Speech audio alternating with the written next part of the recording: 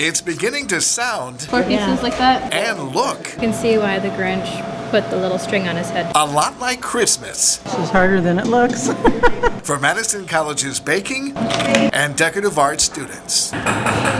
They're busy making gingerbread houses Cheryl, do you have a red edible marker? for a special holiday project. How difficult could a gingerbread house be? Well, I can tell you now, after making my first gingerbread house, and it's not even done yet, that it is a lot of technique, it's a lot of skill, it's a lot of thought, it's a lot of time. Just kind of like boom, boom.